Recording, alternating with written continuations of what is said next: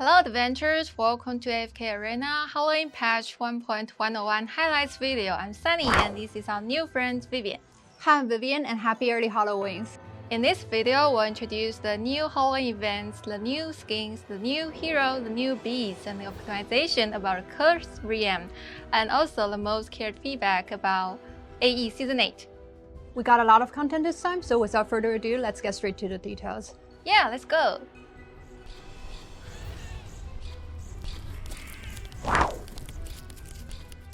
The Halloween event Resurrection Night starts on October 26 and lasts until November 8th. By creating the unique pumpkin based on a request, the haunting souls can be attracted by the light, guiding their way back to the place they want to go.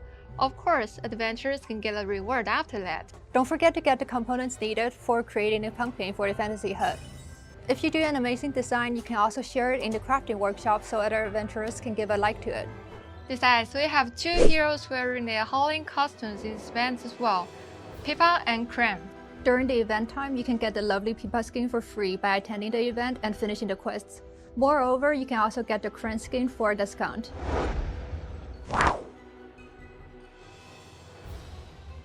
The upcoming new hero is in the same faction as the hero that I borrowed today's costuming. She's as elegant and gentle as the Wood Guardian. Yeah, but how can a wilder live in the island of Banished? Long story short, she used to see the evil side of human beings and could never trust them ever since. Meanwhile, she came across the island of the Banished and was touched by the story of the special Graveborn the Aggrieved. Later, she decided to stay and reached a special symbiosis contract with the Graveborns. As an intelligence-based support hero, Nambansi possesses outstanding healing skills and can shield her allies and reduce the damage they suffer. She can swap the attack and defense rating of enemy heroes, which can create unexpected outcomes. Also, Nambansi has some passive skills that can grant considerable attack rating and control to her allies with summoning abilities. Overall, she is a good supporter, especially in PvE modes such as Temporal Rift and Cursed Realm. And she matches well with her teammates that can summon an entity of their skills.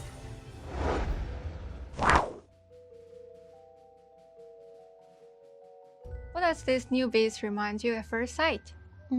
Is it a Winged Lion's brother or is it its Halloween costume?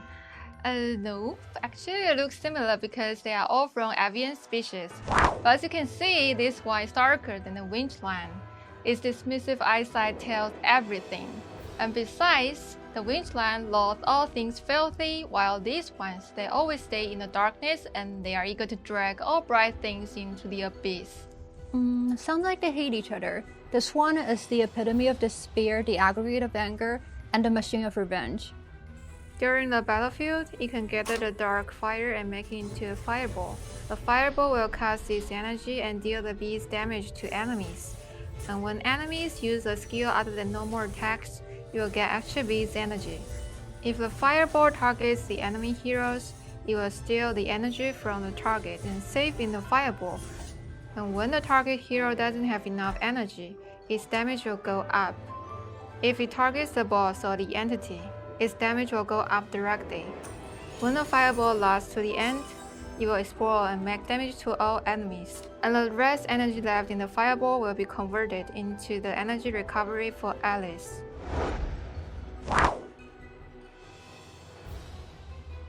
Hey guys, welcome back to some more AFK Arena. No, you don't have to adjust things. I am here. I was lucky enough to be invited on by Sunny.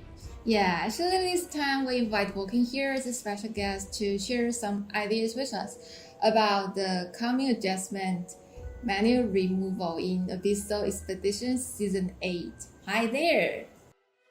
Hey Sunny, once again, I'm really glad you decided to ask me to come on. You hit me up with the hard-hitting question, which has been getting around the community a lot lately, which has to do with the Abyssal Expedition and that removal of the manual mode. Now, this one is definitely one that I've seen a lot about in the community since it was put in a post a while back over on the socials talking about the idea of it. We then had the in-game survey as well, which touched on it. So it's been a very hot topic for everyone in the community lately, and I'm just really glad that you and Vivian were kind enough to invite me here to have a chat about it. Yeah, I know adventurers also care a lot about this question.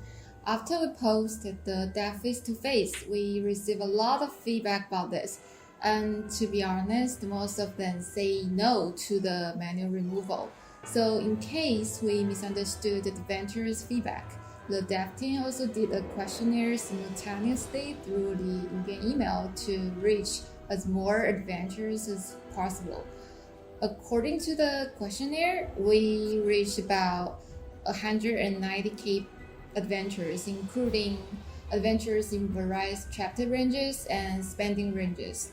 For adventures from all the regions, the average support percentage of removing manual is 68%, and for English-speaking region only, it reaches to 66%.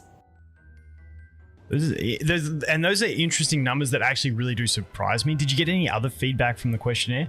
Based on season 7, the majority part of adventurers agrees more on always make the boss trail available and remove manual function in the final boss fight.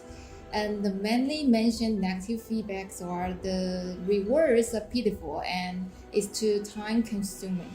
So I know you can also reach a lot of adventurers as a KOL, and may I know what kind of feedback do you notice from adventurers about removing manual?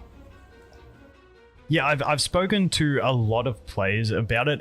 What I've seen from the people that I've talked to, me personally, I don't push for the top ranks in Abyssal Expedition, so either way, it doesn't bother me personally.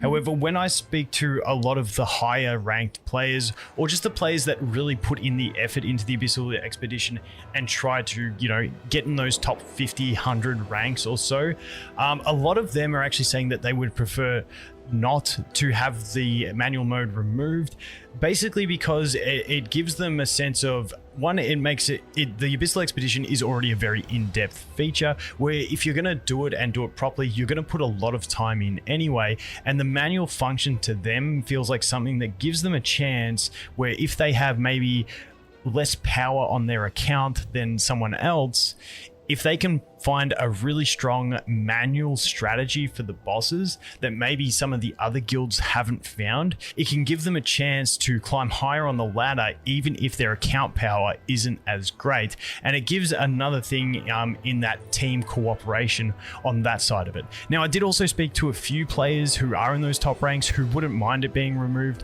just because, and I think this is often to do with some of the players that are maybe helping run it or just have busy lives, because then you're retrying on manual and it's taking a lot more time. But definitely the majority that I have seen from the higher ranked players has been to keep the manual mode inside the game. Now, as we go on to more casual players, and I think this is where those results from the survey may have come in at that 68%, I believe, to remove it, is maybe the casual players don't use it anyway, so they're not stressed if it gets removed. And maybe to some extent, if casual players that aren't using it already, if it gets removed, it might mean that some lower players below them who are using manual strategies may not climb as high as them. But I think generally casual players, not too stressed.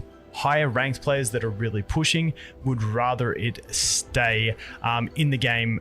That's just the basic idea of what I've seen so far from the people that I've spoken to, which obviously I haven't spoken to 190,000 people yet.